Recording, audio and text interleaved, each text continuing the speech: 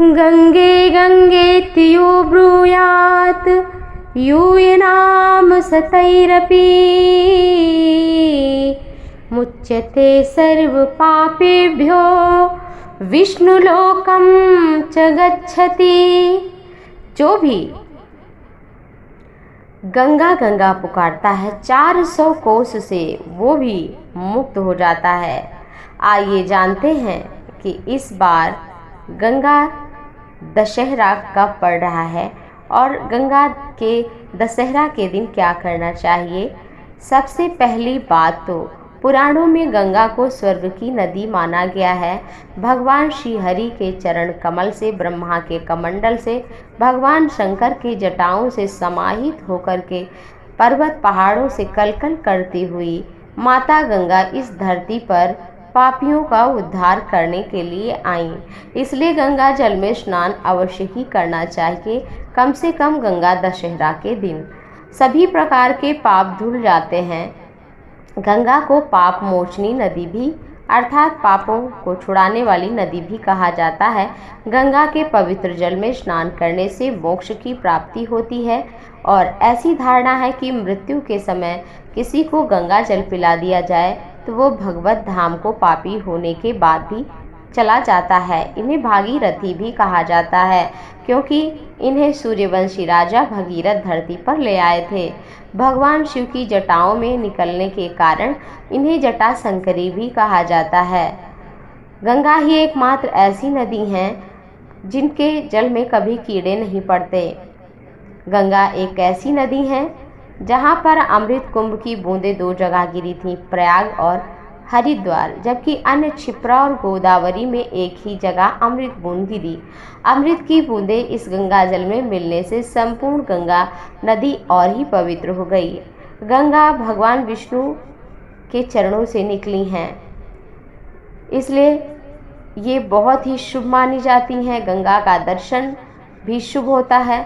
गंगा का जल अशुद्ध नहीं होता, इसलिए इसको तांबे पीतल के लोटे में भरकर रखना चाहिए। इसमें कीटाणु नहीं पड़ते हैं। गंगा जल में प्राण वायु की प्रचुरता अधिक होती है, बीमारियों का खतरा कम रहता है। गंगा के पानी में गंधक की प्रचुर मात्रा भी रहती है और कहते हैं कि अगर कोई गंगा को पक्षी पार कर ले तो वो इस संसार से तिर्यक योनि से मुक्त हो जाता है। इसलिए गंगा की बड़ी ही महत्ता है।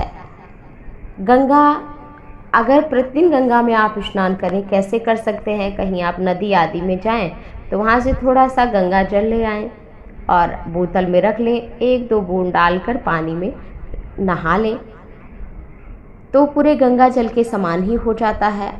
गंगा ना हो आपके पास तो आप गंगा गंगा उच्चारण कर लीजिए। यमुना, सरस्वती, कावेरी, ताप्ती, क्षिप्रा आदि नदियों का, गोमती आदि नदियों का स्मरण कर लीजिए और उसमें ये भाव रखिए कि हम स्नान कर रहे हैं तो भी आपको वही फल प्राप्त हो जाएगा। 9 जून को आई थी गंगा इस भारत भूमि पर। माँ गंगा के अवतरण दिवस को गंगा दशहरा कहा जाता है। ज्येष्ठ मास के शुक्ल पक्ष की 10वीं तिथि को गंगा का धरा पर अवतरण हुआ था। 2022 में 9 जून को गंगा दशहरा मनाया जाएगा। पाप मुक्त दायिनी माँ गंगा को स्वर्ग से धरती पर लाने के लिए बहुत ही तपस्या की थी भगीरथ ने। ज्येष्ठ मास के शुक्ल पक्ष की 10वीं तिथि 9 जून को प्रातः 8:21 से आरंभ होकर 10 जून 7:25 तक रहेगी। शुक्ल पक्ष की 10वीं तिथि हस्त नक्षत्र में पड़ रही है। इस दिन व्यतिपाती योग भी है। दशहरा में 10 की संख्या का बड़ा महत्व है। समस्त पापों का विनाश करने वाली माँ गंगा में डुबकी लगाने से सारे पाप नष्ट हो जाते हैं। 10 तरह के पाप धुल जाते हैं। दैहिक पाप जो भी होते हैं, वाणी के पाप जो होते हैं, मानसिक पाप जो होते हैं, ये सभी नष्ट हो जाते हैं। तो आप सभी भी गंगा दशहरा के दिन जरूर गंगा में स्नान करें, भगवान श्री हरि की पूजा करें। इससे निश्चित ही आप पर गंगा मैया प्रसन्न होंगी और आपके पाप काट देंगी, धन धान्य से वृद्धि होगी। गर्मी के महीने में आप दशहरा के दिन घड़े का दान कर सकते हैं, पंखा का दान, हाथ वाला पंखा का दान आप वैसा नहीं कर सकते, और साथ ही साथ शक्कर का दान कर सकते हैं इस दिन और छाता का दान कर सकते हैं, जूता चप्पल किसी अनाथ को, किसी ज़रूरतमंद को दे सकते हैं।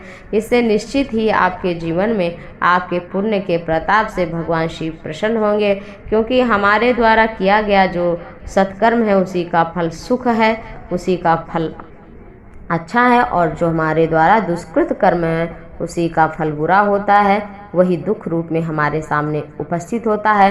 दान से बड़े बड़े जो पाप हैं वो थर्रा कर भाग जाते हैं और शुभ की प्राप्ति होती है।